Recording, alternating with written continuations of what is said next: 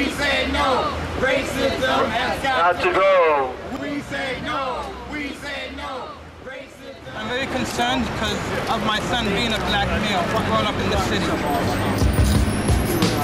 I would like to see some changes done where he can feel secure, and I don't have to be so afraid when he walks up the door that something like this is going to happen to him. You know, and him not aware of his rights, of what he should and shouldn't do. Yeah, I think that needs to change. He should be informed of our rights. We are here today to show 100% support for Professor Henry Louis Gates Jr. Yeah. Professor Gates was right. The Cambridge police were wrong. We are multinational residents of Cambridge, Somerville, Boston, and surrounding communities. We are trade unionists. We are church leaders. We are mothers, fathers, teachers. We are community activists and youth activists. We are Harvard University students, workers, and faculty. We join with the hundreds of thousands of people across the country in applauding your courage, in standing up to the Cambridge police, in standing up to racism and racial profiling. Is it a crime to get angry at our own oppression? No, it is racial profiling that is the crime. And as women, we know when we get angry at sexism, at our oppression, we are routinely told that we are getting hysterical, to calm down.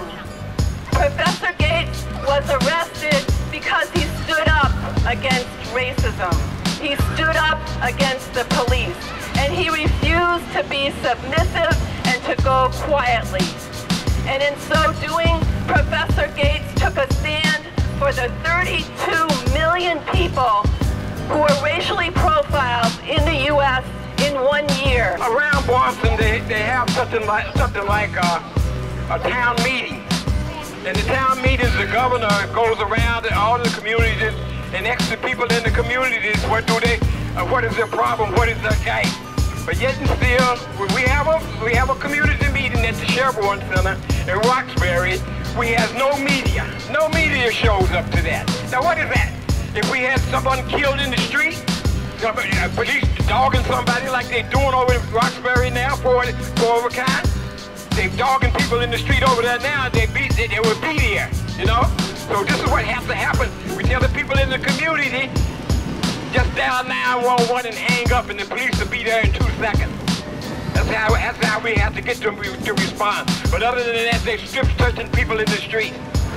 During these times of economic crisis, with job loss, with homelessness, with cutbacks, with war, racism is used by the bosses and the banks and the corporations and whipped up by their lackey media to divide and weaken the workers who are being laid off and foreclosed and who have no health care and can't get access to education.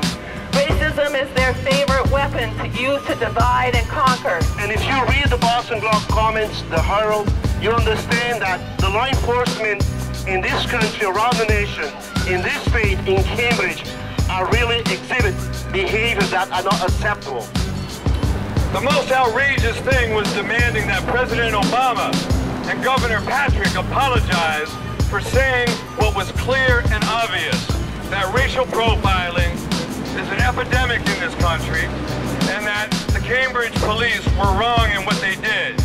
How dare the Cambridge police tell the President of the United States that this is a local affair and that he should keep his nose out of it because he doesn't know the facts. This reminds me of 1960s when Governor George Wallace told the President of the United States that he had no right to comment on what was going on in Alabama. It's clear and obvious living in Boston, what happened in Cambridge was an act of false arrest. False arrest based on an officer who saw a black man who gave him an attitude. Cambridge is not a racist city. Boston is not a racist city. But what we have is a bigger problem. There's a bigger problem, and it's called due diligence. Before the Cambridge Police Force backed Sergeant Crowley, they should have done their job.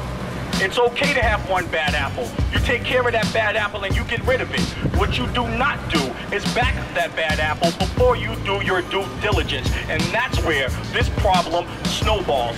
The Cambridge Police Department, the Cambridge Fraternal Order of Police, they need to apologize not only to Professor Gates, but to the President of the United States, President Obama, to the Governor of the state of Massachusetts, and all working people around the country who are being racially profiled for subprime mortgages, who are being racially profiled for stops and arrests, who are being racially profiled on a daily basis. Again, Boston and Cambridge are being telegraphed around the world as a focal point and a flashpoint of racism.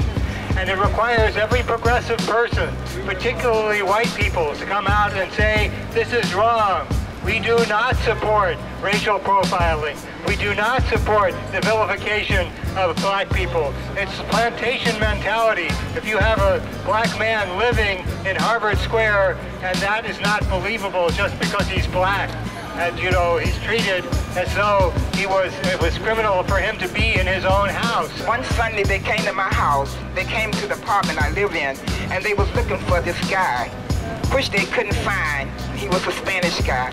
So they came, and the next day they came back to the house, and my son looked out the door, and they told him to come on the porch. He came on the porch, they jumped on the porch, put a gun to his head, and they had the guy who they was looking for, they had the picture in one hand and the gun in my son's head.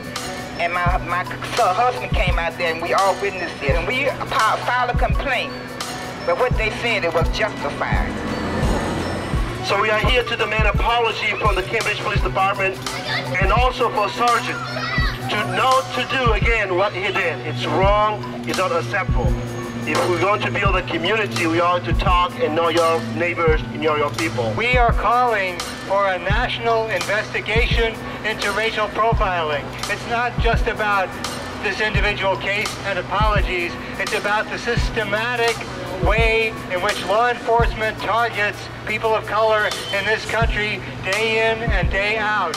If there was any fault, the fault is with the policing of Cambridge and the failure of the City Council to establish a policy that would deal with the problem of the fact that Cambridge is just one other city in a racist society. Our police are not trained to deal with the problems of a racist society. Thank you. I don't know what's going on with your police departments, but I've been reading that Blackwater and the IDF have been training police departments. They've been training people to be anti-people. They're supposed to be the defenders of the people and take an oath to the Constitution, and they go around abusing people. Well, I heard Sergeant James Crowley was involved, but the hairs rose on the back of my neck, and I got sick, and I got scared, and I started to cry. Now I made a phone call because of an extremely dangerous intersections with cars driving on the street, blind, disabled, senior, and handicapped people wandering around in an intersection with cars, buses, and fire engines. The detailed police officer running back and forth in every direction, keeping trooping through dug-up sidewalk space, the school bus driving on the sidewalk. Sergeant Crowley was in charge of the detail officers appeared.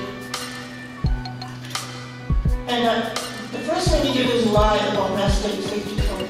When I saw the paddy wagon, his words. But he says, I'm not going to call the paddy wagon his words to take you away. Oh, really? For what crime? Well, I warned her not to walk on the street and take pictures. Why would he warn me of that? I'm a police officer. Don't walk on the street and take pictures. Oh, you walked on the street and took pictures. Get the wagon, take him away. When a police officer, and particularly if it's a white police officer, they always inquire if the person is black or white. That in itself should not be said. If you call for police, they should come out and investigate, and that's it. You get very, very angry and intimidated when something like this happens, when a police officer is in your home, particularly if you showed him what he inquired to see. When you ask a police officer for his badge number and his name, If a police officer does not give that information, that's another issue. That would, when it becomes very controlling and sensitive.